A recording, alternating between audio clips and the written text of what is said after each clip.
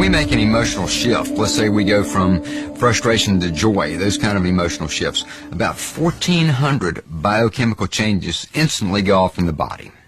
Now, if you think about the course of one day, all the emotions that we feel, the highs and the lows, and the myriad of emotional textures that occur through our perceptions during a day, you can see that emotions are creating lots and lots of changes in our physiology. So it makes a lot of sense to start paying attention to the emotional diet as well as to the physical diet. That's one of the keys to better health and certainly to slowing down the aging process. Strong negative emotions just degenerate us. Positive emotional states regenerate us. Become simple math. Feel more love, more care, more appreciation, and your health's got a better chance of improving and staying that way.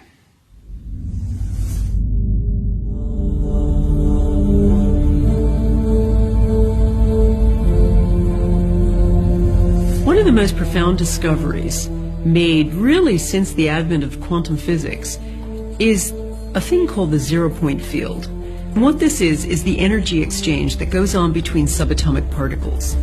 All subatomic particles engage in a little energy dance. It's almost like playing a game of basketball. They send energy back and forth to each other.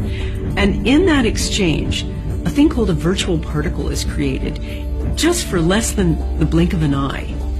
Now, that little individual exchange isn't much energy. It's about a half a watt's worth. But when you multiply all of the subatomic particles doing this energy exchange across all things in all the universe, you come up with this unfathomable amount of energy, all happening out there in empty space, like some supercharged backdrop. While conventional biology focuses on the material stimuli, quantum physics reveals that it's the invisible stimuli that are much more important. There's a simple quote by Albert Einstein that makes sense out of this, and the quote is, "The field is the sole governing agency of the particle."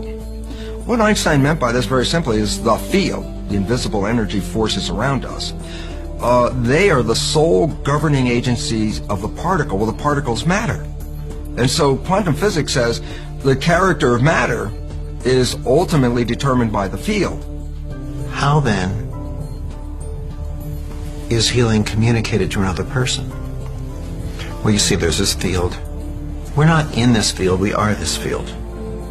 We're denser, we're lighter in between, we're denser, we're lighter in between, or some people say we're lighter when we're physical form and we're denser in between. Whatever the aspect is, we're blips in this field of energy, of light, of information. We access this field all the time. We pull information from this field all the time. Every one of us has watched a flock of birds in flight and how it changes direction. Instantly, all birds in the flock change direction. So it seems as if a superior bird brain controls all the birds simultaneously. That only works with the help of those fields, since the fields are able to transfer with no informational loss, and above all, instantaneously, with no time delay. Walk into any great cathedral in the United States, in Europe, anywhere, that's been standing for hundreds of years or more. And what you will experience is in that cathedral is a hush of awe, reverence, quiet, and it's a palpable experience.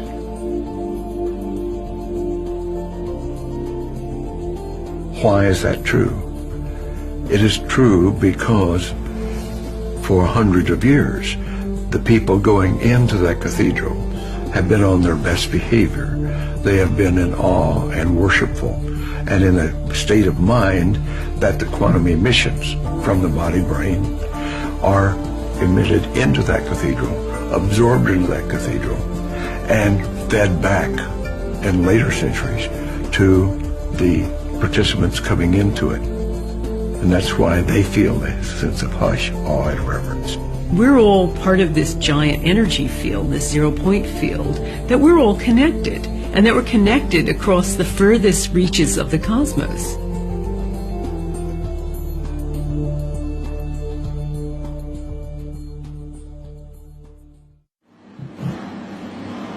Watch an ice skater. There are things that they can do that are not describable in terms of nerve impulses. Nerve impulses and chemical reactions are too slow to explain the subtleties of life. Even now, if you look up the textbooks in psychology, in medicine or biology, and try to find out how the nervous system works, you're confronted with the discontinuity of the system. The nervous system is comprised of neuron cells that carry electrical and chemical impulses throughout the body. If you measure the impulses of the nervous system, we get some of them going at 200 miles an hour, whereas other of them going at 2 miles an hour, and I think those of the pain reflexes are very slow. How on earth the brain or any other part of the body can coordinate the nervous system and your very fine movements when these impulses are supposed to be travelling at many different speeds is just an impossible problem. If you're a dancer, for example, we're moving in 3 dimensions and you're moving in time. How on earth that person can coordinate all of these important dance steps is quite a mystery. This seems to be impossible with the contemporary model of the nervous system. We need a field theory to explain how the nervous system in all its complexity can coordinate everything that happens in the body. We now know when you study nervous system activity that the brain can start firing synchronous pulses throughout different areas of the brain virtually instantaneously. The significance of these coherence of these pulses that begin to fire when actually consciousness is functioning is when scientists looked at how fast you could coordinate all these different areas that were focusing at the same time, that the coherence of the firing was faster than the physical ability of cells to communicate from one area to the other. So basically, these results reveal that the brain is communicating on a higher level than through the physical transmission of nerves. Our brains also don't work the way we were taught in school. Learning isn't here, memory isn't here, speech isn't here, this isn't there, this isn't somewhere else. These aspects are diffuse throughout our brains, and we access it from the field. So it's as if there's this bandwidth of information that we're always in tune with, although not always consciously. We're understanding that the brain doesn't have precise addresses for certain things. No one's been able to find where memory is, for instance. And Carl Pribram did some amazing studies years ago, horrible studies, where they taught rats certain runs and then began systematically destroying the rats' brains. And they found that no matter how much of the brain they removed, the rats might have terrible motor skills from that, but they would still, over and over, remember the run. And from that, Pribram understood that you couldn't say that memory has one precise address, that it's much more delocalized. And in fact, most radically, that memory might not exist inside the skull at all, but maybe somewhere out here in the field. And so what you have instead of this localized, centralized system is much more of a paradigm where the body is an interaction. It's not something that ends here, it's something that ends out here. And that we have an interaction taking place between us and our environment, us and the field at every moment. I had an irregularity on a kidney that was discovered by an MRI. The physicians wanted to biopsy that, and I said, no, we're not going to do that. And I had a healer, Adam, a young man in Vancouver, who was developing his talents as a healer. He wanted to work on it. Over a period of a month, we did that once a week. Using just a photograph, Adam can perceive a person's body field in the form of a holographic image.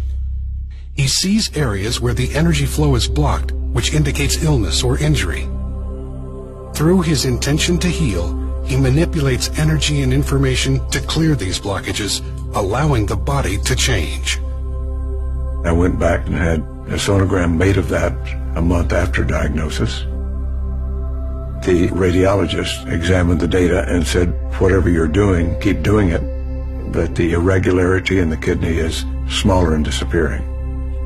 Went back 3 months after that, and later in 2003, after that, where the total healing period had been less than 6 months, and again had sonogram, and it was totally gone. Everything was regular again.